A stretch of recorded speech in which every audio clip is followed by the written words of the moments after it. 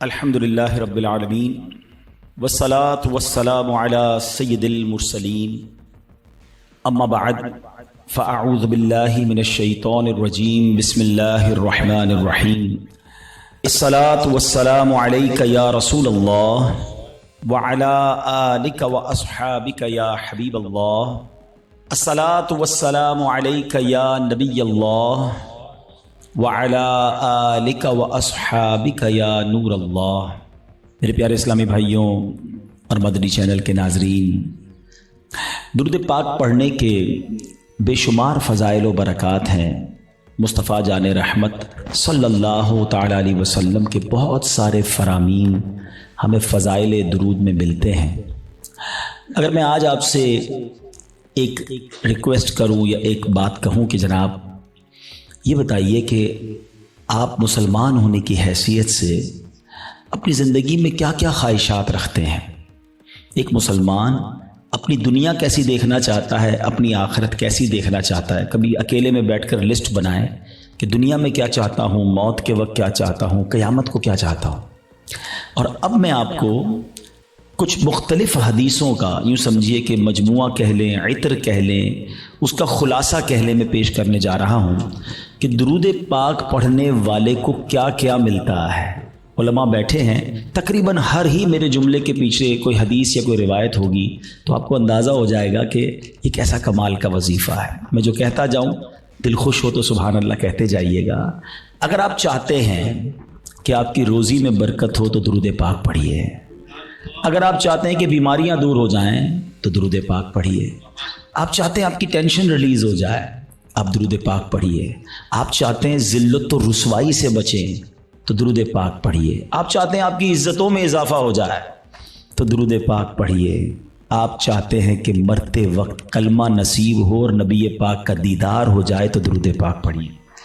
بلکہ آپ یہ چاہتے ہیں کہ قبر میں بھی نور مصطفیٰ سے میری قبر جگمگائے تو درود پاک پڑھیے۔ قیامت کے دن نبی پاک کے پرچم تلے اٹھنا چاہتے ہیں تو درود پاک پڑھیے۔ آقا کے ہاتھوں جام کوثر پینا چاہتے ہیں تو درود پاک پڑھیے۔ بلکہ سنیے، آقا کے ساتھ جنت میں داخل ہونا چاہتے ہیں تو درود پاک پڑھیے۔ مدینے جانا ہے تو درود پاک پڑھیے۔ خواب میں سرور کائنات علیہ الصلوۃ والسلام کی زیارت کرنی ہے تو درود پاک پڑھیے۔ مجھے بتائیے کچھ اور بچ گیا ہے زندگی میں؟ اور کچھ چاہیے ہیں؟ اور کیا چاہیے ہمیں؟ روزی میں برکت ہو، ذلت و رسوائی سے بچوں، بیماریاں اتر جائیں، ٹینشن ریلیز ہو، اللہ عزتوں میں اضافہ کرے، کلمے والی موت ملے، آقا کا دیدار ہو اور جنت میں بھی نبی پاک ساتھ لے جائیں، جب تک زندہ رہوں مدینے جاتا رہوں۔ اس کے علاوہ تو بچتا ہی کوئی نہیں ہے نا مسلمان کے لیے۔ اب ماشاءاللہ علماء بیٹھے ہیں، آپ ان سے پوچھیں کہ یہ ساری فضیلتیں ہیں احادیث میں اور روایات میں درود پاک پڑھنے والے کے لیے موجود ہیں، پھر بھی ہم درود پاک نہیں پڑھتے، پھر بھی ہم اس کو اپنا وظیفہ نہیں بناتے۔ اگر درود پاک کو ہم اپنا، اس کو کہتے ہیں نا کہ چابی ہے، یہ اٹ از اے کی آف سکسیس، کامیابی کی چابی ہے، ہر پرابلم دور کرنے کی چابی ہے، تو پلیز درود پاک کو حرز جہاں بنائیے۔ چلتے پھرتے اٹھتے بیٹھتے جتنا ہو سکے درود پاک پڑھتے رہا کریں۔ بلکہ وہ شاعر بہت خوبصورت بات لکھتے ہیں کہ ہر درد کی دوا ہے صلی علی محمد، ہر درد کی دوا ہے صلی علی محمد، تعویذ ہر بلا ہے صلی علی محمد۔ تو ہمارا تو کام یہ ہے کہ بس کسی پرابلم میں پڑھتے رہیں انشاءاللہ، بلکہ پرابلم آنی نہیں ہے اگر آپ درود پاک کثرت سے پڑھ رہے ہوں گے۔ میرے پیارے اسلامی بھائیوں، آج جس موضوع پہ میں نے بات کرنی ہے وہ بڑا سینسٹیو اور بڑا اہم ٹاپک ہے۔ ہم نارملی اپنی زندگی میں بہت ساری چیزوں کی حفاظت کرتے ہیں۔ چیز جتنی قیمتی ہوتی ہے اس کی حفاظت بھی ہم اس قدر زیادہ کرتے ہیں۔ نارمل سا موبائل جیب میں ہو تو فکر نہیں ہوتی، قیمتی موبائل ہو تو بندہ ہر تھوڑی دیر بعد ہاتھ لگا رہا ہوتا ہے جیب میں، ہے نا۔ گاڑی قیمتی ہو تو بندہ لاک کر کے، بعض اوقات ڈرائیور کھڑا کر کے آتا ہے۔ پیسے تھوڑے سے ہوں تو جیب میں رکھتا ہے، زیادہ ہو تو لاکر میں یا بینک میں رکھتا ہے۔ جتنی چیز قیمتی ہوتی چلی جاتی ہے، ہمارا کانشیس لیول بھی، جو ہمارا حفاظت کا ذہن بھی بڑھتا چلا جاتا ہے۔ ہماری زندگی میں ہماری نیکیوں کی، ہمارے اعمال کی کتنی اہمیت ہے، کبھی ریئلائز کیا آپ نے؟ اول تو شیطان ہمیں نیکیاں کرنے نہیں دیتا، وہ چاہتا ہی نہیں ہم نیکیاں کریں، اور اگر کوئی نیکیاں کر لیتا ہے تو پھر اب اگلا وار شیطان کا یہ ہوتا ہے کہ کسی طرح اس کی نیکی برباد کرا دی جائے، اس کی نیکی ڈیلیٹ کروا دی جائے۔ ذرا اس کو ایک میں آپ کو یوں سمجھے کہ صورتحال آپ کے سامنے رکھتا ہوں جس سے آپ کو یہ بات اور سمجھنے میں آسانی ہو جائے گی، پھر میں اپنے ٹاپک کی طرف آؤں گا۔ کہ ایک شخص تھا اور اس کے یہاں بچی کی ولادت ہوئی۔ ماں باپ کے یہاں جب بچی پیدا ہوتی ہے تو ماشاءاللہ محبت بھی لوگ کرنے والے کرتے ہیں اور پھر اس کی پلاننگ بھی کرتے ہیں کہ بچی جب بڑی ہوگی تو میں نے اس کی خیر خواہی کرنی ہے، اس کی شادی کرنی ہے۔ تو اس شخص نے سوچا کہ کیوں نہ میں اپنی بچی کی شادی کے لیے، اس کے اچھے مستقبل کے لیے کچھ پیسے جمع کروں۔ اس نے ایک گھر میں صندوق بنایا اور روزانہ کے، مثال کے طور پہ سمجھاتا ہوں کہ روزانہ کے 100 روپے یا 200 روپے وہ اس صندوق میں ڈالنے لگا۔ اس نے کہا 20 سال میں تو پتہ نہیں کتنے پیسے ہو جائیں گے، سارے کام آسان ہو جائیں گے۔ 100 روپے 200 روپے روز ڈالتا تھا۔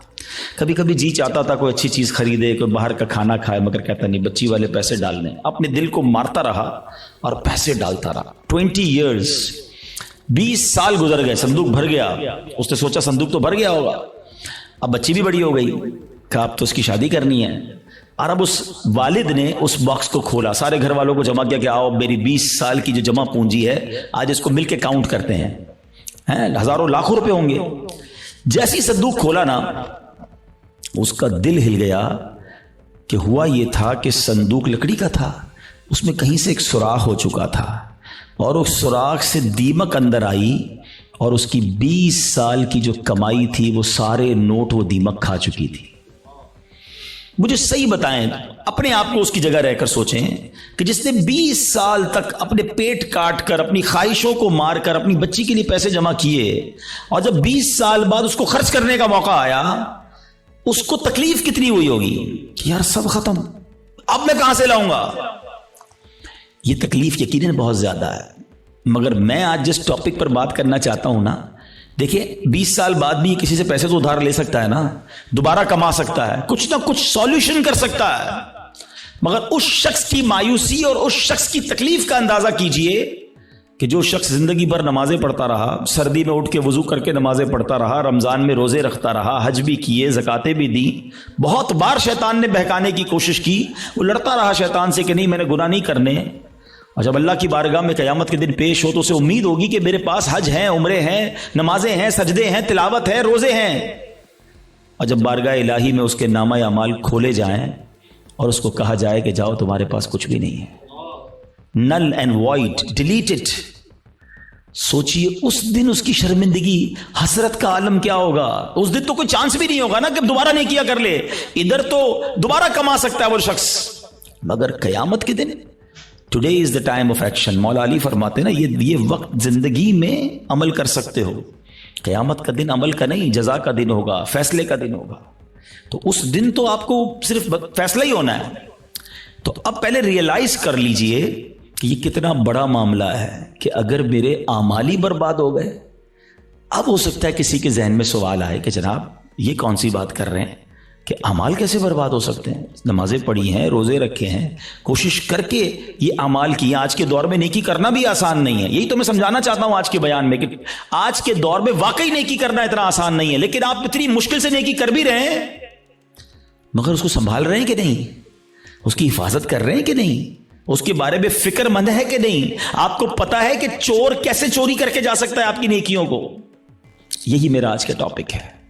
اور اب آپ دوبارہ ذہن میں سوال آ رہا ہوگا کہ بھائی بتائیں تو صحیح وہ کون سے اعمال ہیں کہ جن سے نیکیاں برباد؟ میں قرآن و حدیث سے آج آپ کے سامنے کچھ اعمال ایسے رکھوں گا، کچھ کام ایسے رکھوں گا کہ جس کو کرنے والے کے بارے میں فرمایا کہ اس کے اعمال برباد کر دیے جاتے ہیں۔ سب سے جس کو کہیں کہ اہم ترین معاملہ پتہ ہے کیا ہے؟ کہ انسان کا ایمان چھن جائے۔ جس کا ایمان چلا گیا نا، اب اس کا کوئی عمل اس کے کام نہیں آئے گا، چاہے اس کی زندگی سجدوں سے بھری ہوئی ہو، چاہے اس نے بہت نمازیں پڑھی ہوں، ساری زندگی روزے رکھے ہوں، ایمان نہیں تو کچھ بھی نہیں۔ اور یہ بات قرآن کہتا ہے، اللہ کا کلام کیا فرماتا ہے سنیے۔ رب کریم قرآن میں ارشاد فرماتا ہے وَمَن يَرْتَدِدْ مِنْكُمْ عَنْ دِينِهِ فَيَمُتْ وَهُوَ كَافِرٌ فَأُولَئِكَ حَبِطَتْ أَعْمَالُهُمْ فِي الدُّنْيَا وَالْآخِرَةِ وَأُولَئِكَ أَصْحَابُ النَّارِ هُمْ فِيهَا خَالِدُونَ۔ اب اس کا ترجمہ سنو، اور تم میں جو کوئی اپنے دین سے پھرے پھر کافر ہو کر مرے تو ان لوگوں کا کیا اکارت گیا، دنیا میں اور آخرت میں سب ضائع ہو گیا، اور وہ دوزخ والے ہیں، انہیں اس میں ہمیشہ رہنا ہے۔ ایک بات یاد رکھیے گا، یہ ہمیں بعض اوقات سمجھ نہیں آتی کہ یار بندہ مسلمان ہو کے کافر کیسے ہو سکتا ہے، ایمان والا ہو کے ایمان سے کیسے نکل سکتا ہے۔ یہ بات تو آپ کو پتا ہے نا کہ دنیا میں سب سے زیادہ جو تیزی سے مذہب پھیل رہا ہے وہ کون سا ہے؟ اسلام ہے۔ The most growing religion on earth, اس پوری کائنات میں سب سے تیزی سے الحمدللہ اسلام پھیل رہا ہے۔ لیکن یہ ون وے ٹریفک نہیں ہے کہ اگر کوئی مسلمان ہو سکتا ہے غیر مسلم تو مسلمان بھی اسلام سے خارج ہو سکتا ہے۔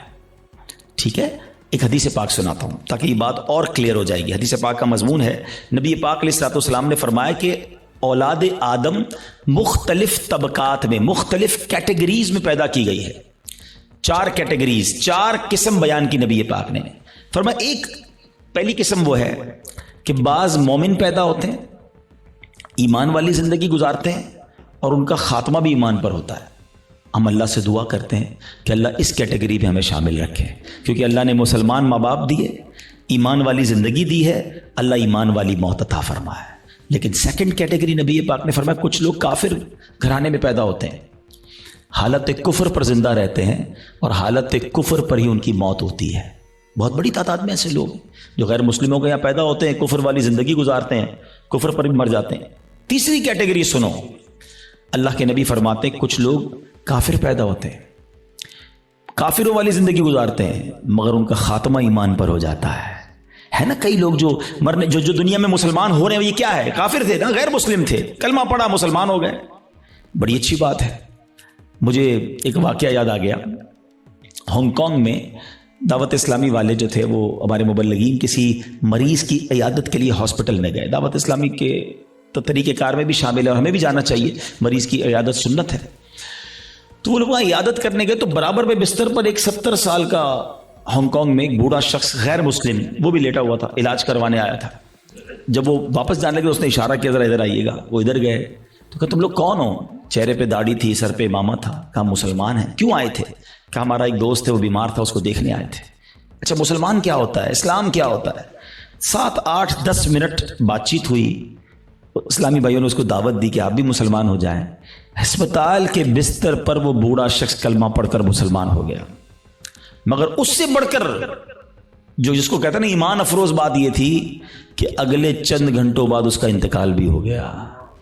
یعنی اس کے مقدر میں ایمان تھا تو اسپتال کے بستر پر بھی اس تک ایمان پہنچ گیا۔ یہ حدیث کا جو تیسرا حصہ ہے نا، سمجھو کہ کچھ لوگ کافر گھرانے میں پیدا ہوتے ہیں یا کافر ہوتے ہیں، پیدا ہی کافر کفر پر ہوتے ہیں، پوری زندگی کفر پر گزرتی ہے، مگر ان کا خاتمہ ایمان پر ہوتا ہے۔ اب نبی پاک علیہ الصلوۃ والسلام نے فرمایا چوتھی کیٹیگری یہ وہ لوگ ہوتے ہیں جو مسلمان گھرانے میں پیدا ہوتے ہیں، مومن پیدا ہوتے ہیں، اسلام والی زندگی گزارتے ہیں، مگر ان کا خاتمہ کفر پر ہوتا ہے۔ یہ چوتھی کیٹیگری ڈرانے والی ہے۔ اس سے سمجھنا ہوگا کہ ہمارے پاس کوئی گارنٹی نہیں کہ میں ایمان سلامت لے کر جاؤں گا۔ ایک بڑی پیاری حدیث بچے کو یاد ہے، انما الاعمال بالنیات، ہے نا، اعمال کا دار و مدار نیتوں پر۔ ایک اور حدیث ہے، انما الاعمال بالخواتیم، اعمال کا دار و مدار خاتموں پر ہے، خاتمہ ٹھیک ہونا ضروری ہے۔ ہم میں سے بہت ساروں کو تو فکر ہی کوئی نہیں کہ یار اچھا اس کی بھی فکر کرنی ہے، اس پر بھی کوئی بات کرنی ہے، اس کی بھی کوئی سیکیورٹی کرنی ہے۔ سوچئے نا۔ اچھا پھر اب یہ حدیث آپ نے سن لی، قرآن کی آیت سن لی، صحابہ نے بھی سنی، اولیاء نے بھی سنی، خود نبی پاک کا ایٹیٹیوڈ کیا تھا؟ اللہ کے حبیب علیہ الصلوۃ والسلام کی بڑی مشہور دعا ہے، یا مقلب القلوب ثبت قلبی علی دینک، اے دلوں کو پھیرنے والے میرے دل کو اپنے دین پر ثابت قدمی عطا فرما۔ اللہ کے نبی دعا کر رہے ہیں جن کے صدقے ہمیں دین ملا ہے۔ ہم تو نعت میں پڑھتے ہیں نا، تیرے صدقے میں آقا سارے جہاں کو دین ملا، وہ آقا دعا کر رہے ہیں کہ اے اللہ میرے دل کو تیرے دین پر ثابت قدمی عطا فرما۔ ہمارا کیا حال ہونا چاہیے؟ ہمیں ہر وقت کی فکر ہونی چاہیے، اگر nobody care about it، بات بھی نہیں کرتا کوئی۔ اعمال کو بچانے کے لیے سب سے پہلے ایمان کو بچانا ہوگا۔ اچھا، اب دوسرا سوال آتا ہے کہ ٹھیک ہے حضرت سمجھ آ گیا کہ ایمان کی حفاظت کی فکر کرنی چاہیے، ایمان بڑی سینسٹیو چیز ہے، اب یہ بھی بتائیے کہ ایمان چلا کس چیز سے جاتا ہے؟ ہاں، یہ اہم کوسچن ہے کہ ایمان سے بندہ خارج کیسے ہو سکتا ہے؟ اچھا، پھر شیطان ہے نا، ابھی بھی ہو سکتا ہے کسی کے ذہن میں یہ بات ڈال رہا ہوگا، یار کیسی عجیب سی بات کر رہے ہیں مولانا صاحب، 50 سال کا تو ہو گیا، 60 سال کا ہو گیا، ساری زندگی کلمہ پڑھا اور اب ایمان سے بھی جا سکتا ہوں؟ جناب یہ بات پہلے سمجھنی ہوگی۔ میں آپ سے ایک سوال کرتا ہوں، 70 سال کوئی بے ایمان رہا، غیر مسلم رہا، صدق کے دل سے کلمہ پاک پڑھے، مسلمان ہو جائے گا؟ ایمان میں داخل ہو جائے گا؟ ایک جملہ ہی ہے نا، مگر دل سے کہا 70 سال کی کفر کی زندگی ایک طرف، ایمان میں آتے ہی پچھلے گناہ بھی معاف ہو جاتے ہیں۔ تو کیا کوئی 70 سال مسلمان رہ کر کوئی ایک جملہ ایسا کہہ دے ہیں معاذ اللہ، اللہ کی توہین کا، اللہ کے نبی کی توہین کا، اسلام کی توہین کا، جس کو کفریہ کلمات کہے جاتے ہیں، تو وہ بھی اسلام سے خارج ہو سکتا ہے؟ تو سب سے پہلے تو زبان کی احتیاط ہے۔ تھنک بیفور یو ٹاک، بات کرنے سے پہلے سوچو میں کیا بول رہا ہوں، یہ کہیں اس گفتگو میں میرا ایمان تو غارت نہیں ہو جائے گا؟ تو آج یہ خیال ہی نہیں ہے، اب اس پہ بڑی بڑی سازشیں ہوئی ہیں، فلموں کے گانے ایسے بنائے گئے، کامیڈی شو ایسے بنائے گئے، یہ کامیڈینز یا فلموں کے گانے یا جناب دوستوں میں ہنسی مذاق، کبھی دوزخ کا مذاق، کبھی جنت کا مذاق، کبھی معاذ اللہ فرشتوں کا مذاق۔ ہماری لمٹ ہے، ہم مسلمان ہیں، ہماری باؤنڈری ہے۔ لوگ کہتے ہیں یار ریڈ لائن ہوتی ہے، بھائی ریڈ لائن مسلمان کی یہ ہے کہ وہ ان باتوں پر گفتگو نہیں کر سکتا، اس کا مذاق نہیں اڑا سکتا، ایک حد ہے ہماری نا، ہم جو چاہیں منہ میں بول دیں گے۔ دنیا میں کئی ایسے ملک ہیں جہاں کسی ادارے کے خلاف بات نہیں ہو سکتی، کسی پرسنالٹی کے خلاف بات نہیں ہو سکتی، ہم اس کو فالو کرتے ہیں، مگر ہم اسلام کے بارے میں، دین کے بارے میں جو منہ میں آیا کہہ رہے ہوتے ہیں۔ تو یاد رکھیں، شیطان تو چاہتا ہی یہی ہے، الٹیمیٹ گول پتہ ہے شیطان کا کیا ہے؟ کہ میں اور آپ غیر مسلم ہو کر قبر میں جائیں۔ وہ مرنے سے پہلے بھی آتا ہے، آخری وقت بھی بندے کے پاس آتا ہے کہ کسی طرح اس کا ایمان چھین لوں۔ اتنا خطرناک دشمن ہے وہ ہمارا، اور ہم سکون کی نیند سو رہے ہیں، ہمیں فکر ہی کوئی نہیں ہے۔ پھر دوسرا جو ایک پرابلم ہے جس کی وجہ سے ایمان برباد ہو سکتا ہے، وہ ہے گناہوں کی عادت۔ روایتوں میں آتا ہے کہ جب بندہ ایک گناہ کرتا ہے نا، اس کے دل پر ایک سیاہ نقطہ لگ جاتا ہے، اور جب وہ بار بار گناہ کرتا ہے تو وہ ایک نقطہ ایک وقت آتا ہے کہ پورا دل ہی کالا ہو جاتا ہے۔ جب دل کالا ہو جاتا ہے تو اس پر نصیحت کی بات ہی اثر نہیں کرتی ہے، پھر شیطان کے لیے بڑا آسان ہوتا ہے اس کا ایمان چھیننا۔ میں آخری بات اس موضوع پہ کر لوں تاکہ اگلے عمل کی طرف جاؤں، ورنہ یہی ایک ٹاپک ایسا ہے کہ میں پورا بیان اس پر کروں، اور کرنے چاہیے ایسے بیانات کہ ایمان کی حفاظت کی فکر بہت ضروری ہے۔ کہ اب آپ غور کریں، شیطان جو ہے نا، میں نے جیسے بتایا کہ وہ ہمارا پکا دشمن ہے اور ہمیں آخری وقت میں ہمارا ایمان چھیننا چاہتا ہے۔ اب ایک شخص ہے جو روزانہ شیطان سے ہار جاتا ہے۔ شیطان صبح اٹھنے لگتا ہے، شیطان کہتا ہے نہیں فجر نہیں پڑھنی، سو جا، رضائی اوڑی اور سو گیا۔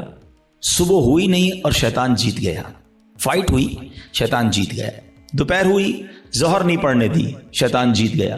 مارکیٹ میں گیا، بے پردہ عورت گزری، شیطان نے کہا دیکھ لے، دیکھ لیا، شیطان جیت گیا۔ موبائل اٹھایا، حرام دیکھ لے، بری ویب سائٹ دیکھ لے، دیکھ لی، شیطان جیت گیا۔ کاروبار کرنے لگا، شیطان نے کہا جھوٹ بول دے، جھوٹ بولا، شیطان جیت گیا۔ دھوکہ دے دے، دھوکہ دیا، شیطان جیت گیا۔ سود کما لے، سود کا کام کیا، شیطان جیت گیا۔ جس سے روز شیطان جیت رہا ہے، مرنے سے پہلے والی جو فائٹ ہوگی ادھر بھی تو شیطان آئے گا نا اس کو سمجھانے کے لیے کہ ایمان درست نہیں ہے، مسلمان درست نہیں ہے، اللہ کا کلمہ مت پڑھ۔ جو روز شیطان کی مان رہا ہے، کہیں مرنے سے پہلے بھی مان گیا تو اس کا کیا بنے گا؟ تو روز شیطان کی ماننے والے کے بارے میں یہ ڈر ہے کہ مرنے سے پہلے اس کا ایمان چھین لیا جائے گا۔ اور جو روز شیطان کو ہرا رہا ہے، سردی کے دن ہے، جی چاہتا ہے نہ اٹھوں، شیطان کہتا ہے سو جا، کہتا نہیں میں رحمان کا بندہ ہوں، شیطان کا بندہ نہیں، وہ فجر ادا کرتا ہے، شیطان کو ہراتا ہے۔ شیطان کہتا ہے حرام دیکھ، وہ نہیں دیکھتا، شیطان کو ہراتا ہے۔ شیطان کہتا ہے حرام کما، بڑے پیسے اس کام میں، وہ کہتا ہے نہیں حرام مجھے نہیں چاہیے، شیطان کو ہراتا ہے، بے پردگی سے اسے بچاتا ہے، وہ لڑتا ہے شیطان سے روزانہ۔ یہ فائٹ ساری زندگی رہے گی، یاد رکھو۔ اور جو روز شیطان سے لڑ رہا ہے نا، انشاءاللہ جب مرتے وقت شیطان اس کا ایمان چھیننے آئے گا نا، وہ ادھر بھی شیطان کی نہیں مانے گا، کلمہ پڑھ کر قبر میں چلا جائے گا۔ ہم بھول جاتے ہیں، وہ نہیں بھولتا، ہم سوتے ہیں، وہ نہیں سوتا، وہ جاگ رہا ہے، وہ ہم پر حملے کر رہا ہے، باریک حملے کرتا ہے۔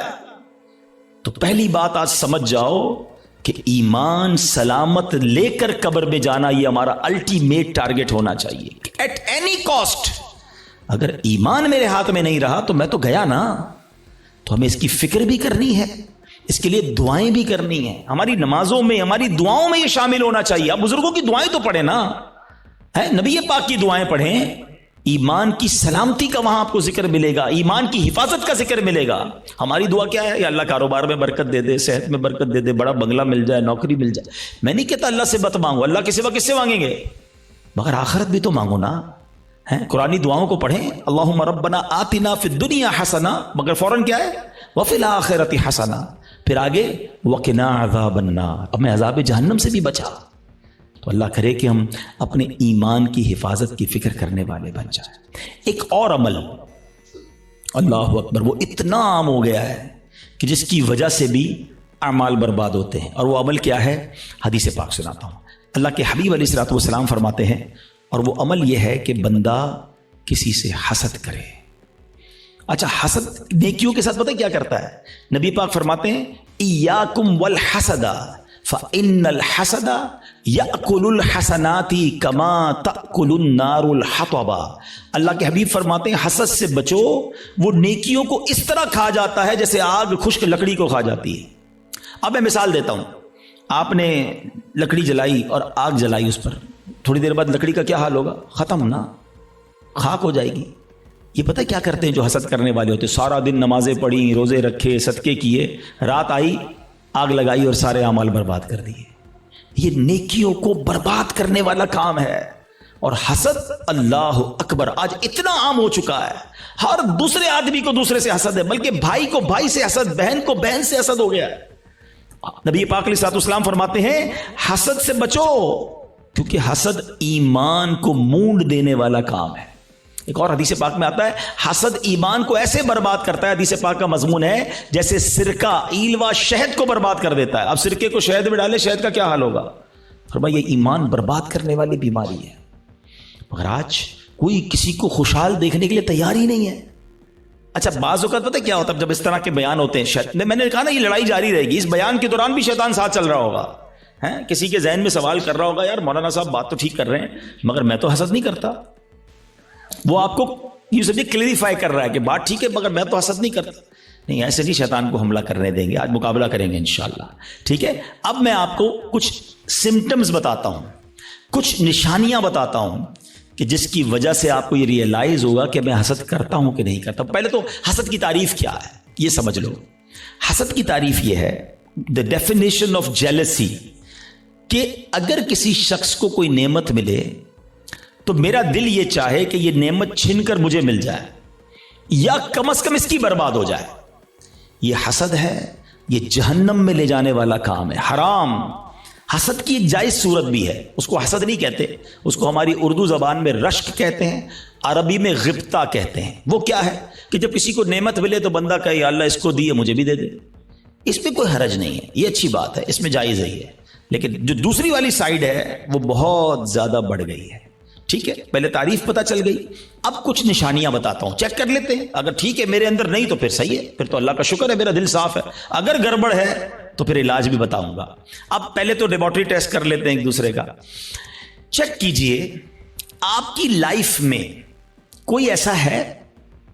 اچھا, یہ ایک اور پہلے بات بتا دوں, حسد جو ہے نا ہوتا ہی اس سے جس کو ہم جانتے ہیں, جس سے تعلق ہوتا ہے. جس سے تعلق نہیں اس سے حسد نہیں ہوتا.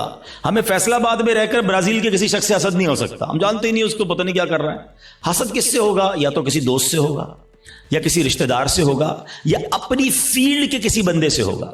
آپ کاروبار کرتے ہیں نا, کسی کاروباری اپنے کسی کاروباری سے ہو جائے گا, اپنے کسی رشتہ دار سے ہو جائے گا, اپنے کسی دوست سے, اپنے کسی قریب پڑوسی سے ہو سکتا ہے, جس کو آپ, جس کے ساتھ آپ کا انٹریکشن ہے نا, آپ اس سے حسد کر سکتے ہیں. اب چیک یہ کرنا ہے کہ میں کسی سے حسد کرتا ہوں کہ نہیں. ٹھیک ہے, میں نے آپ کو باؤنڈری بتا دی ہے. اب میرا لیبارٹری ٹیسٹ کہہ لیں, مدری لیبارٹری ٹیسٹ کرتا ہوں. اب میں آپ کو 2-3 ایگزامپلز بتاتا ہوں. اپنے آپ سے خود ہی سوال کریں, مجھے جواب نہیں دینا, آپ نے اپنے آپ سے ہی سوال کرنا ہے. پہلا سوال, دنیا میں کوئی ایک بندہ ایسا ہے, یا عورت بھی ہو سکتی ہے, رشتہ دار بھی ہو سکتی ہے, کہ یار جب بھی اسے کوئی خوشی ملتی ہے نا, نعمت ملتی ہے, ترقی ملتی ہے, دولت ملتی ہے, شہرت ملتی ہے, تو مجھے پرابلم ہوتا ہے. مجھے مزہ نہیں آتا. پہلا سوال اپنے دل میں جواب رکھیے گا, مجھے بس بتائیے گا. دوسرا سوال, کوئی ایسا ہے کہ جب اس کی تعریف میرے سامنے ہوتی ہے تو مجھے ذرا بھی مزہ نہیں آتا. میں کہتا ہوں کوئی اور بات کرو نا یار, اس کا ذکر کیوں کر رہے ہو؟ ہیں ایسا ہوتا ہے نا کبھی کبھی کہ ہمارے سامنے کسی کی تعریف کرتے ہیں, وہ بھائی نہیں یار ان کا کاروبار بہت آگے بڑھ گیا, یار وہ تو بڑے مشہور ہو گئے, ہاں ہاں ان کو تو بڑے لوگ عزت دیتے ہیں, یار اس کی بات چھوڑو یار کوئی اور بات کرو.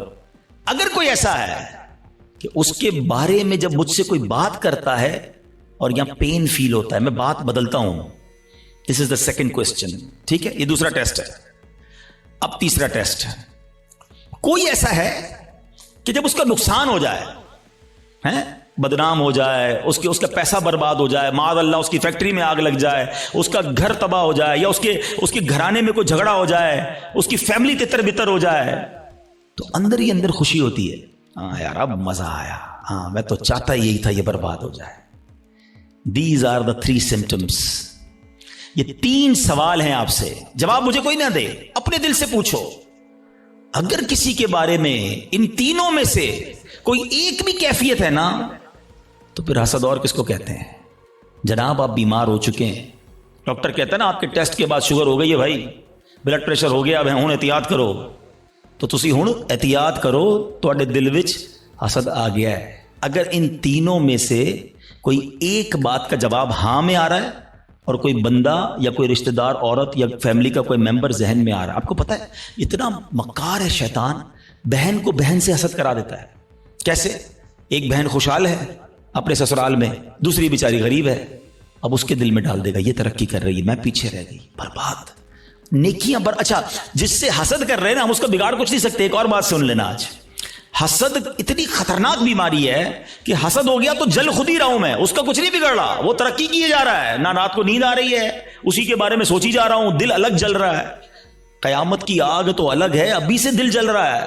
یہ اتنی خطرناک بیماری ہے. حسد کے دنیاوی سمٹمز بتاؤں آپ کو, ہمیں بہت سارے لوگ ملتے ہیں, آ کر کان میں کہتے ہیں, کبھی پرچی دیتے ہیں, نیند نہیں آتی, سکون نہیں ہے, میں سوچتا بہت ہوں. جس کو بھی یہ پرابلم ہے نا, چیک کر لے اس نے کسی نہ کسی کا حسد پالا ہوا ہے, کیونکہ وہ ترقی کیے جا رہا ہے, تمہاری نیند اڑتی جا رہی ہے, تم سوچتے ہی اس کے بارے میں ہو. پرابلم ہوتی ہے یار, ایک اور فیکٹری, ایک اور بنگلہ لے لیا, ایک اور کوٹھی لے لی, ایک اور گاڑی لے لی. اور ایک بھائی لے لی تو تمہیں کیا پرابلم ہے؟ اتنی خطرناک یہ بیماری ہے کہ چین نہیں لینے دیتی بندے کو. یہ سوچئے گا, یعنی اس کے دنیاوی نقصان بھی ہے نا, میں اپنی فیملی سے ڈسٹرب ہو گیا, میں اپنی لائف سے ڈسٹرب ہو گیا کیونکہ میں نے کسی کا حسد دل میں پال لیا. یار اس کو تو میرے محلے میں کوئی نہیں جانتا تھا, آج یہ پوری دنیا میں پاپولر ہو گیا, اس کو اتنی عزت کیسے مل گئی, میں بھی تو ایک. اچھا یہ پتہ ہے صرف عام لوگوں میں نہیں, یہ علماء میں حسد ہو جاتا ہے, نعت خوانوں میں آپس میں حسد ہو جائے گا. جو جس فیلڈ کا ہوگا نا, ہم جس فیلڈ کے, ہمیں اپنی فیلڈ والے سے حسد ہو سکتا ہے. اچھا اس کا بیان اتنا اچھا ہو گیا, اس کی آواز اتنی اچھی ہو گئی. شیطان مردود, کہ کوئی خوبصورت ہوتا ہے اس سے حسد ہو جاتا ہے, بہت ساری چیزوں سے حسد ہوتا ہے, دولت سے, شہرت سے, خوبصورتی سے, طاقت سے, اقتدار سے, کوئی بھی نعمت ملے. اچھا اب سمر ٹیسٹ ہو گیا, لیبورٹری ٹیسٹ کا رزلٹ اپنے پاس ہی رکھیے گا, ٹھیک ہے. اب خدا نہ خواستہ میرے کسی بھائی کو اگر حسد ہو گیا ہے تو اس کو کلیریفائی کرنے کا طریقہ بھی بتا دیتا ہوں, اس کا علاج بھی بتا دیتا ہوں. اس کا علاج یہ ہے کہ سب سے پہلے تو آپ یہ ریئلائز کریں کہ مجھے حسد کس سے ہوا ہے. اچھا حسد کس سے ہوا اور کیوں ہوا ہے؟ کسی کے مال سے ہو جاتا ہے, کسی کی خوبصورتی سے ہو جاتا ہے, کسی کی شہرت سے ہو جاتا ہے, واٹ ایور, کوئی ریزن ہوگا نا, وہ ریزن پہلے آپ ریئلائز کر لیں. پہلا طریقہ یہ ہے, پہلا علاج یہ ہے کہ آپ اللہ سے دعا کریں کہ اللہ میرے دل کو حسد سے پاک کر دے, میرے دل کو گندگی سے پاک کر دے, دل کی ساری بیماریوں سے پاک کر دے. ایک تو دعا ہے, اللہ کریم ہے, قبول فرما لے گا تو دل پاک ہو جائے گا. دوسرا, دعا میں اس بندے کو بھی شامل کر لیں کہ اللہ اس کے مال میں اور برکت دے دے. اگر وہ اس کے حسن سے پرابلم ہے, اللہ اس کے حسن میں اور برکت دے دے. اس کی شہرت سے پرابلم ہے, اللہ اس کی شہرت میں اور برکت دے دے. ہاں ہے یہ تھوڑا مشکل, یہ اینٹی بائیوٹک ہے نا, علاج ہو رہا ہے نا. اب آپ جب کسی کے لیے دعا کریں گے نا کہ یا اللہ اس کے مال میں اور برکت دے دے, اور تھوڑے دنوں بعد آپ کو کوئی بندہ آ کے بتائے گا یار اس کی ایک اور فیکٹری لگ گئی, تو آپ کہیں گے میں بھی تو دعا کرتا تھا پر لگنی تھی فیکٹری. تیسرا طریقہ ایک اور ہے حسد سے نکلنے کا, کہ جس سے حسد ہوا ہے نا اس کو تحفہ دے. حدیث پاک کا مضمون ہے تحفہ دو محبت بڑھے گی. ہاں لیکن یہ بتا کے مت دینا کہ بھائی تیرے سے حسد ہو گیا تھا تحفہ لے کر آئے ہوں, مولانا صاحب نے کہا تھا, اور گل خراب ہو جائے گی. تو بتانا نہیں اس کو, ہاں بتانا چلے اس کو. اچھا ایک بات اور سمجھ لو آپ, جس سے حسد ہوا ہے نا اس کو کوئی پرابلم نہیں ہے, پرابلم مجھے ہے, ٹھیک مجھے ہونا ہے. اس کو تو شاید نیکیاں مل رہی ہوں گی اگر کوئی اس کے بارے میں غیبت کر رہا ہے، بدگمانیاں کر رہا ہے. ہمیں اپنا علاج کرنا ہے. میرے اعمال بڑے تھوڑے ہیں. اور شاعر کہتے ہیں نفس بدکار نے دل پر یہ قیامت توڑی، عمل نیک کیا بھی تو چھپانے نہ دیا. ایک تو نیکی ہوئی نہیں، ہوئی تو بچائی نہیں. تو دو باتیں ہو گئی آج کے بیان میں، ایمان کی حفاظت اور اپنے آپ کو حسد سے بچانا ہے.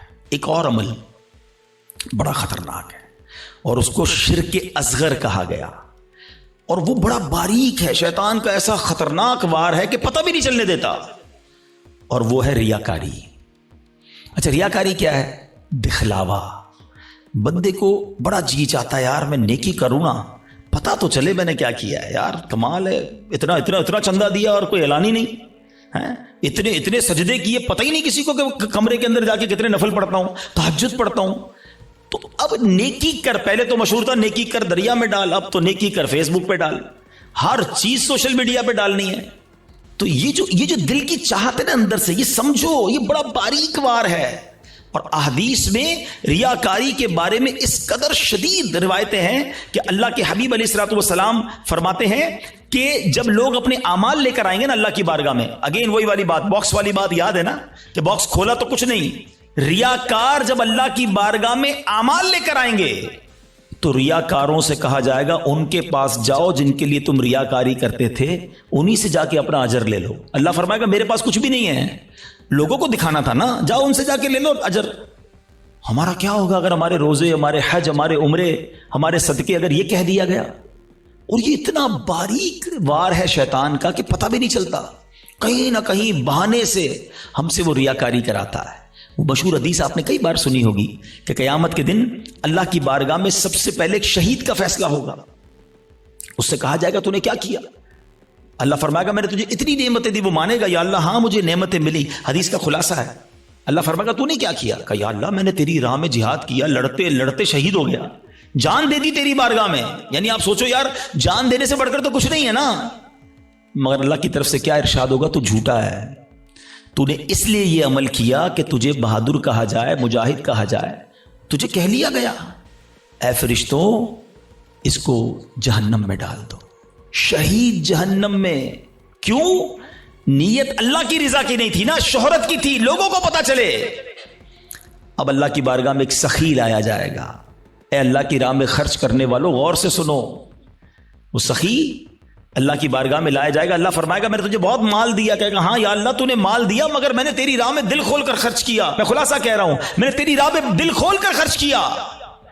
ارشاد ہوگا کہ تو جھوٹا ہے، تو نے اس لیے کیا کہ تجھے سخی کہہ لیا جائے. اے فرشتوں اس کو بھی اٹھا کر جہنم میں ڈال دو.